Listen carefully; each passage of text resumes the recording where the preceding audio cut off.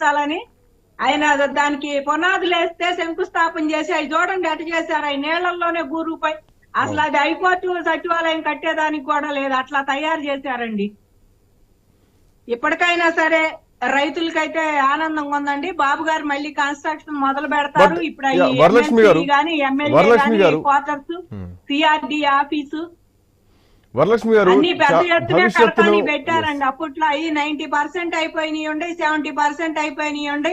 మరి జడ్జీలకు గాని మరి గ్రేడ్ 1 ఆఫీసర్లకు గాని వాళ్ళకు కూడా ఇల్లు కడతానికి అటు హైకోర్టు కల్లి అన్ని రెడీ చేస్తే వెళ్ళాసు అవి కూడా పూర్తి చేయలే, ఏ పనులు చేయలేదండి. నమో నారాయణ అన్నాడు, అసలు అమరావతి ఇక్కడ ఉండొద్దు, విశాఖపట్నం వెళ్ళాలని చేసిన గత ముఖ్యమంత్రి చేసి వీటన్నిటిని ప్రజల సొమ్ము, ఆయన సొమ్ము అయితే ఆయనకి నొప్పి తెలిసిద్దండి. ఒకటి వరలక్ష్మి గారు అనుకున్నాడు, ప్రజావేదిక కూడా ఆ రకంగా కోల్దోశాడు. దాన్ని ఎందుకు ఉపయోగించుకోరండి? ప్రజావేదికను ఏ రకంగా అయినా నువ్వు ఉపయోగించుకోవచ్చు దాన్ని. అలా కాకుండా దాన్ని కోల్దోసి దాన్ని ఇష్టం వచ్చినట్టు ఆగం చేసి ఇప్పుడు 900 కోట్లు అని చెబుతున్నారు వాళ్ళు. 900 కోట్లు పెట్టి పోని మీరు చెప్పిందే నిజం అనుకుంటే 900 కోట్లు పెట్టి ప్రజావేదిక కట్టినప్పుడు కోల్చడానికి మీకు మనసెట్ట ఒప్పిందండి? మనసెట్ట ఇట్టా అంటే జనాన్ని అందరినీ పిచ్చాళ్ళని చేశారండి.